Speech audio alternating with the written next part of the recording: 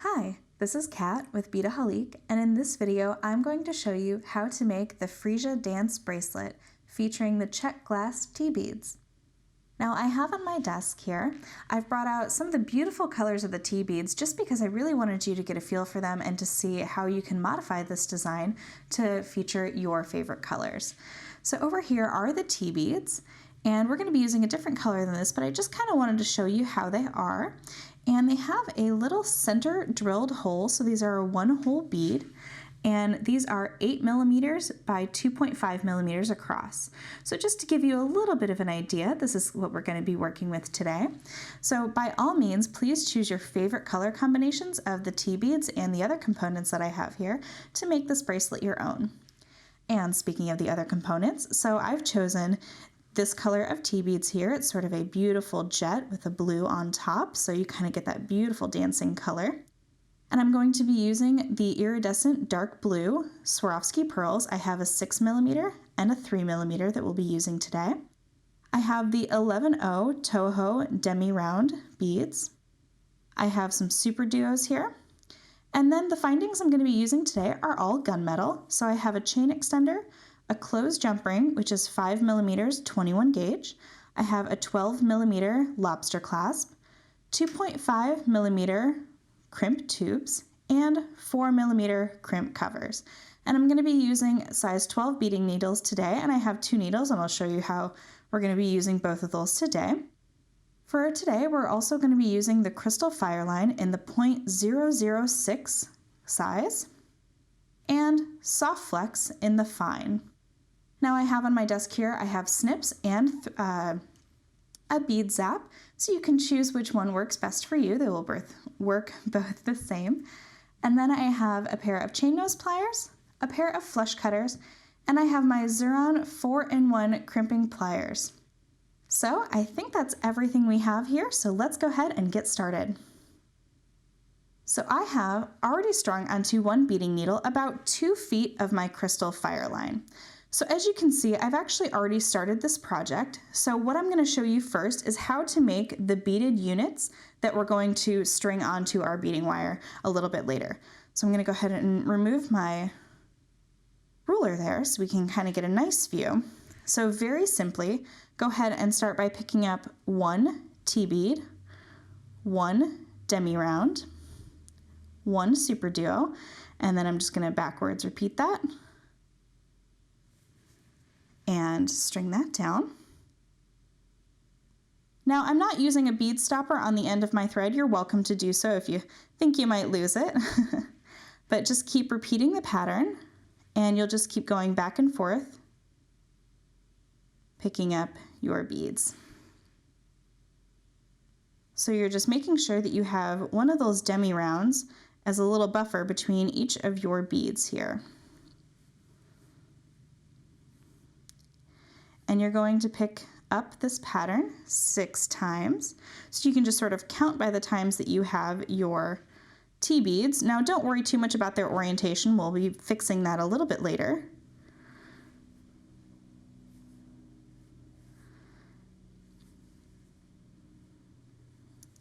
All right, and this will be my last tea bead. There we go. And I'm just string that down. All right, so this is what you should have on your thread right now. So go ahead and double check your work and just make sure that you have one of those little demi-rounds in between each of those beads. Okay, so I'm about 5 to 6 inches, I'd say, from the tail end. So all I'm gonna do is just tie an overhand knot. And you're gonna wanna have good tension with your piece, but don't tie it too tight because you're going to want to be able to get your needle around those beads one more time for extra security. Because what we're really doing here is we are trying to build a nice strong unit that we can string. So now I told you that I was going to be using that second needle, so I'm going to leave that first needle on, take my second needle and string it onto the other end here. There we go. And now I'm just going to go around the circle and tie this off, because this is what I mean, where you just want to get some good strong tension with these beads. So I'm just gonna work this around through a couple of beads here.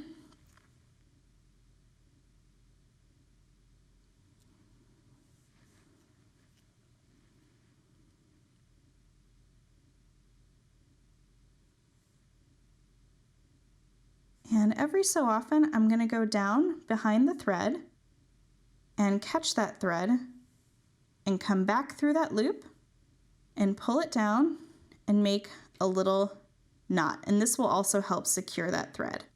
But keep going, because you're gonna wanna go all the way around just to give it a little extra structure. Because as you can see, it's a little wobbly in my hand. But that's why we do this. All right, so just keep going all the way around. And don't force it. These beads are glass, so you'll just kind of want to wiggle it around a little, but do be careful. You don't want to break your beads. All right, I'm coming close to the end, so I'm going to do another one of those little knots there and pull that tight. And just go through the next couple of beads. And you can see I'm coming all the way back to the side there, and I'm just going to go through. So these beads will have 3 passes of thread, but I just want to go through those one more time. Oh. All right, and I'd say that's nice and tight. So I'm going to remove my needle from that side and set that aside. And now this is where you can use your thread zaps or your snips. I prefer my thread zap, so you just remove the guard, pull it up. You're going to wait a couple of seconds for it to warm up there. And then, very carefully watching your fingers, you just take it and touch it to the end of the thread and it zaps it off for you. So that is how to use a thread zap if you haven't used something like that before. It's a great little handy tool, and it's got a nice safety guard for you as well. So I'm going to go ahead and set that aside for now. So now I want to try to flip my beads around. So what I'm going to do is just make sure that when I'm looking at the orientation, this is what I'm working with now. And as you can see, my thread is coming out of that of that demi round right there. So now what I'm going to do is just pick up my work, and you can work clockwise or counterclockwise. It's whatever is comfortable for you. So what I'm going to do first is I'm going to get my thread so that it is coming out a super duo, because we're going to do a little turnaround here. So I'm coming out of that pink super duo, and now I'm going to turn my thread around by going through the second hole of that super duo, and I'm going to sort of turn it so it's facing up, because I'm going to create that second level there. So now, very simply, we're going to be picking up a demi round, and then another T-bead, and another demi round, and instead of picking up a super duo like we did before, we're going to go through the next super duo, going right around that circle. So let me pull that through and I'll show you what that looks like. And you're just going to sort of help with your fingers, just help that super duo start to stand up so you can see that we're creating that second level right there. And you just want to make sure that your T-beads are facing the right way, so you're going to have that big side facing the outer circle. And very simply, we just go all the way around, repeating the same pattern of picking up one demi round, one T-bead, and one demi round, going into the next super duo. And you see how it wants to flip a little, so I just need to help it. And this is, again, where we're going to try to focus on our tension, so just take your time and just sort of make sure that it's nice and taut.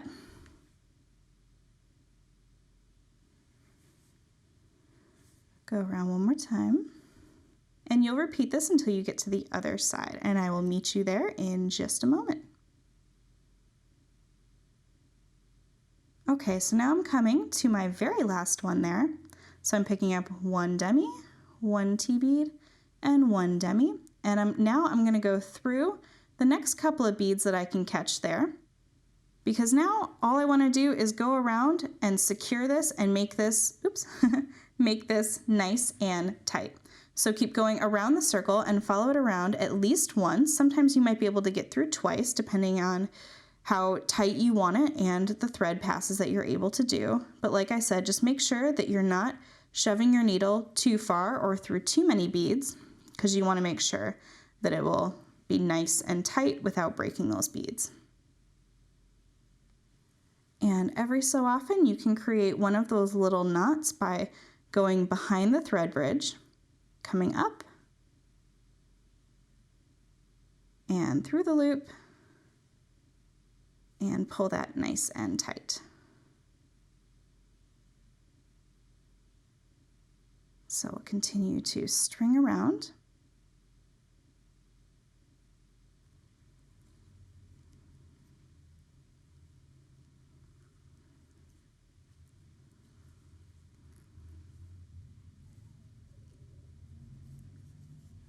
All right. And one more knot here.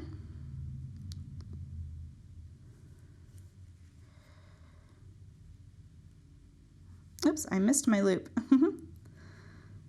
There we go, and through the loop, there we are. Tie that knot, and just go through the next few adjacent beads, and pull, and I'm happy with that, so I'm gonna go ahead and again, just use my thread zap, and go ahead and zap off my thread right there. Perfect. All right, so now you can go ahead and set your needle and thread aside, and you can see that for this particular design, I have made 5 of these little units here. So I'm going to show you how to continue stringing them. Oops. Always put your guard back on, you never know. So I'm going to continue stringing them, and as you can see, I have 2 lengths of that soft flex beading wire here, and I wanted to do a little bit extra just to make sure that I was going to have enough for my crimp tube. So I have about 12 feet here, or 12 feet, oh my goodness, that's a lot of beading wire, 12 inches of beading wire, and I have 2 lengths that are running parallel. So just to continue to add here, and if you're starting this, you'll just add and you can see the pattern develop. It's very simple. You're going to take the 3mm pearls, and I do want to point out that the 3mm pearls have a nice little edge to them on one side, and the other side is a little bit more closed. I recommend using this edged side. It's a little easier to string. So just a little tip about some of the Swarovski pearls, that they can be a little tricky to string if you're looking on the smaller hole, but just try to flip it around and it'll string. Okay, so I have 1 onto each of my beading wires, and now I'm going to take one of my super duos and string that down.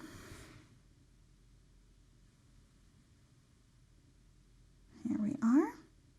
And this is really nice because it gives it some nice structure, so when you're actually wearing it, it's not going to flip and toss and turn for you. So again, I just added that super duo, and now I'm going to add 1 more of those 3mm pearls to each beading wire here. There we go. Okay, so I have my little sort of unit of 5 there. And go ahead and get that nice and tight. You'll see that those pearls sort of fit nicely around that super duo there. So the trick is to use one of your units, and you're going to thread a wire through one side of that super duo. You can kind of see where it's going in there, and thread it across. But what you're going to do before you get it all the way across is you're going to pick up one of those 6mm pearls and string that on. So what's going to happen is that's going to sort of nestle right in the center there. And before you string it all the way down, you're going to take that second wire and string it on just the other side of that super duo. So you're getting that nice little structure. So go ahead and you might need to kind of finagle this to get it to go upwards. There we go. And now I'm going to carefully, while keeping it on that wire, string the second wire through and pull that down. There we are. Okay. And now, because I have these 2 wires here, and let me kind of orient this for you. I have my 2 wires coming through the super duo, and I'm just gonna kind of take it back and go on the other side of that super duo and on the other side of the other super duo. So this can be a little tricky, but once you get it through, you just pull it down. Your pearl will sit nicely in there, and just go ahead and string that all the way down your beading wire. And like I said, this gives a lot of structure, so it will be nice and tight for you. And that is all you have to do. So I'm going to continue to string my next two, and then I'll be right back to show you how to finish it. Okay, so I have strung on my 5 units here, and I just want to show you, in case you're curious about sizing, this is about what I'm working with here. And I'm going to add one more unit to the end over here, and I'll be at about 5.5 inches. Now, if you wanted to add another beaded unit, you can absolutely do that. The beaded units are about 3/4 of an inch. So just to help you with some sizing, but I'm going to show you how to use a chain extender, so that'll also allow you to extend by at least 2 inches. And for me, getting to that 5.25 and adding the 2 inches is just perfect. So just a quick note about sizing. So I'm going to go ahead and add that last final unit of those 5 beads by, again, just doing 1 purl onto each strand and 1 super duo.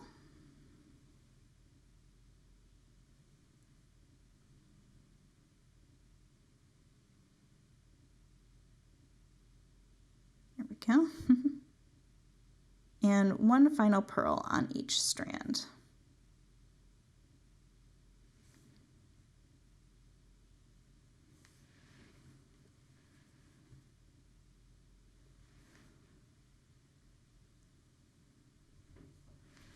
All right, so now you just want to make sure that your beading wire is taut, not too tight, but just that everything is nice and snug. And what I'm going to do first is I'm going to take these 2 ends here. I'm going to string on one of my crimp tubes onto both wires, slide that down, and then I'm going to string on my lobster clasp again onto both wires and go up and through, creating a little loop. And you're just going to want to pull those wires snug to create a nice little loop there. And you can see my beads are kind of getting a little out of sorts, so you just kind of want to wiggle it around and just make sure that that's going to be nice and taut, but leave yourself a little bit of room because you're going to add a crimp cover there as well. So I have now my lobster clasp and my crimp tube. I'm going to go ahead and take my Xuron 4-in-1 pliers. Make sure that your arrow is pointed down, and then go ahead and place it in that first notch there. Squeeze the crimp, and then simply rotate. And you're going to place it in that second notch there to squeeze it nice and tight. And you can move it to the end there just to sort of give it a little extra squeeze. All right, now taking your flush cutters, you're just going to trim those 2 ends there. Set those aside. And now simply add a crimp cover. Now the best way to do this is to just kind of set it in there and make sure that it gets nice and firmly down in there. Now these are larger crimp beads, or crimp tubes, I'm sorry, than most of the time you're used to working with. So as you can see, I can't quite squeeze it in there, but I know it'll fit, so I'm just going to take my pliers and sort of reverse open it up a little bit.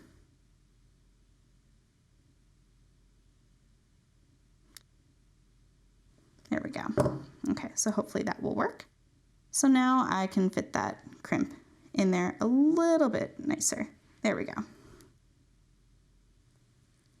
All right. Still not quite large enough. All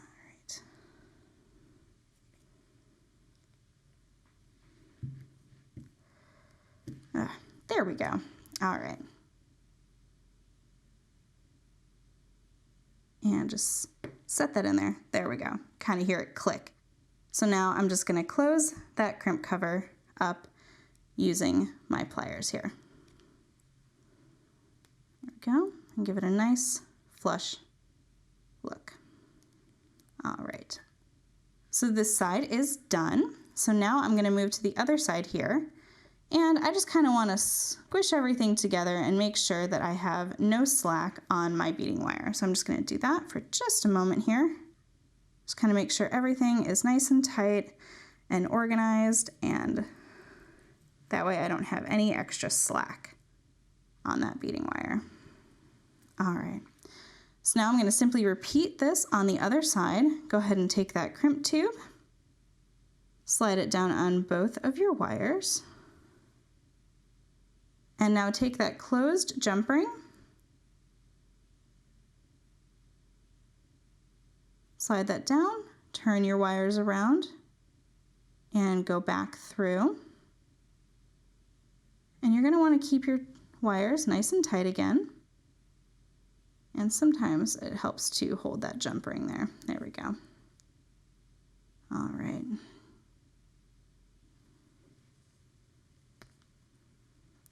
And sometimes you just gotta wiggle it down. There we go. So now again, just go ahead and crimp your crimp tube, turn it,